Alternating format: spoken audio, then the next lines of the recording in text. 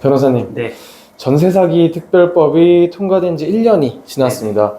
많은 분들이 특별법에 도움을 받고 있는데요. 오늘은 어떤 내용에 대해서 말씀해 주실 건가요? 그 전세사기 특별법에서 전세사기 피해자로 인정받기 위한 요건하고 전세사기 피해자를 위해서 법에서 어떤 구제 수단을 가지고 있는지 그 지원책에 대해서 말씀드리겠습니다. 네, 좋습니다. 변호사님, 전세 사기 특별법은 시간이 지나면 효력을 상실하는 한시법이라고 하는데 맞나요? 네, 한시법이라는 것은 특정 유효기간 있는 법을 뜻하는데요. 물론 전세사기 특별법이 부칙을 개정하면 연장을 할 수 있는데 지금까지는 그게 맞고요. 그래서 2년이 만료되는 시점에 만약에 연장을 하지 않으면 2년이 끝나는 시점에 이제 종료가 되는 거죠. 전세 사기 피해자로 이제 결정되기 위한 몇 가지 요건들이 또 있다고 하던데 네. 제3조에 규정되어 있다고 합니다. 어떤 내용들인가요? 첫 번째로 이제 대항력과 우선 변제권이 있어야 되고요. 이게 이제 임차인들이 필수로 해야 되는 작업이니까 이거조차 안 한 사람은 보호를 받기 힘들다. 그런 뜻이 있는 거고, 이제 주택을 인도받고 주민등록을 하고 확정일자를 받는 거죠. 두 번째는 이제 보증금 금액이 3억 원으로 상한이 정해져 있는데요. 이거는 이제 시도별로 증액을 할 수는 있어요. 근데 법률상은 일단 3억으로 돼 있고 그 상향을 할 수는 있다. 이렇게 규정이 돼 있고, 세 번째는 이제 임대인에게 어떤 사정이 있는 경우, 예컨대 뭐 파산이나 회생, 그 다음에 물건의 경매나 공매가 됐다든지 아니면은 다수의 임차인에게 피해가 발생했거나 할 염려가 있거나 이런 이제 규정이 있는 거고요.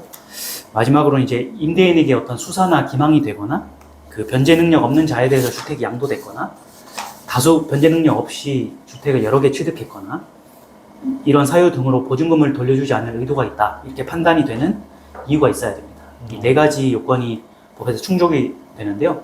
말씀드린 첫 번째하고 두 번째는 좀 정량적인 데이터로 그냥 결정이 되는 거고, 세 번째하고 네 번째는 국토부에서 위원회에서 심의를 하게 돼요. 왜냐하면 미래에 어떤 피해가 예상되는 것도 포함하고 있기 때문에. 그래서 요 네 가지가 전세사기 피해법상, 전세사기 특별법상 피해자 요건입니다. 네. 전세 사기 피해자로 결정되기 위한 요건들을 말씀해 주셨는데 그러면 혹시 예외적으로 인정이 안 되는 경우도 따로 있는 건가요? 인정이 안 되는 거는 그 세 가지가 있는데, 세 가지 모두 임차인이 그냥 돈을 회수할 수 있는 경우, 국가에서 안 도와줘도 되는 경우인데요.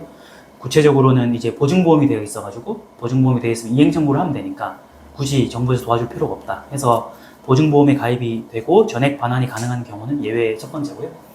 두 번째는 이제 보증금 전액이 우리가 법률상 규정하고 있는 최우선 변제권에 들어오는 경우, 이 소액 보증금일 경우에는 어차피 최우선 변제권으로 1순위 확보되기 때문에 굳이 전세기 피해자로 지원할 필요가 없다, 이런 이제 논리가 있는 거고요. 네. 마지막에는 설령 최우선 변제권을 넘는다 하더라도 대항력과 우선 변제권 행사를 통해서 이제 임차인 스스로 자력으로 회복할 수 있는 경우, 해소할 수 있는 경우에는 예외로 인정이 안 되죠. 이 전세 사기 피해자들을 위한 또 지원책이 따로 있다고 하는데요. 17조 이하의 규정이 되어 있다고 합니다. 지원책에 관한 내용은 어떤 것들이 있나요? 총 5가지가 있는데요. 첫 번째는 이제 경매 중인 물건이면은 그 경매 법원에다가 매각 기일을 지정 보류한다든지 아니면 이제 취소 변경을 해서 그 경매 절차를 멈추는 거, 요거를 이제 할 수 있고요. 법원에서는 신청이 들어오면은 경매 유예할지 말지를 결정하는 거예요.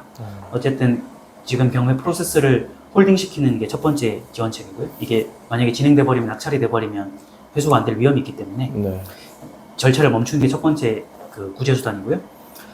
그 두 번째는 이제 우선 매수권이라고 하는데, 경매 낙찰은 최고가 낙찰이기 때문에 제일 돈을 많이 부른 사람이 낙찰을 받게 되는데, 설령 누군가 낙찰을 받는다 해도 이제 그 피해자가 먼저 낙찰을 받을 수 있게끔 우선 매수권을 주는 거예요. 이렇게 되면 설령 누가 최고 금액으로 낙찰 신청을 해서 인수가 돼도 그 전에 이 사람이 먼저, 그러니까 임차인이 먼저 낙찰을 받는 거거든요. 이게 원래는 경매 절차에서 그 공유자의 우선 매수권이라 이런 게 있었는데 전세사기 피해자도 이제 우선 매수권이 있는 거고요. 그 다음에 이 낙찰이 되면 낙찰자는 4억 원 한도에서 그 낙찰자금 전액을 대출을 받을 수 있어요. 이건 이제 금융 상품으로 돼 있는 거고. 세 번째는 이제 낙찰을 받을 수 있는데 뭐 청약이라든지 내가 이 물건을 가지고 싶지 않은 임차인이 있을 수 있거든요. 이런 경우에는 이제 토지주택공사에서 우선 매수권을 넘겨받아가지고 LH에서 낙찰을 받고 대신에 임차인에게 이제 임대를 해주는, 그래서 이전의 임차인 지위를 유지할 수 있는 게 있어요. 그러니까 두 번째, 세 번째는 본인이 직접 낙찰을 받거나 받기 싫으면 국가에서 대신 낙찰을 받아서 임대를 주는 이런 게 있는 거고요. 네 번째는 이제 경공매 지원 서비스를 제공하는데, 이거는 이제 기존의 경매가 진행되고 있는 상태에서 낙찰을 받는 게 아니라 애초에 전세사기 피해자 본인이 경매를 신청하는 거예요. 이때 정부가 경공매 비용의 70%를 비용을 부담해준다. 그러니까 경공매 대행 서비스죠. 변호사를 찾지 않아도 네. 전세사기 피해자로 인정되면 정부에서 지원해준다는 내용이고요. 마지막으로 이제 금융 지원인데 그 주택임대차보호법상 최우선 변제를 못 받는 전세사기 피해자는 최장 10년간 무이자로 그 다음에 최우선 변제권을 초과하는 금액은 최대 2억 4천만 원까지 저리로 대출이 가능하다. 이게 5번째 피해자 구제 수단입니다. 네. 오늘 전세사기 특별법에 대한 뭐 정부 지원 혜택까지 한번 알아봤습니다. 네.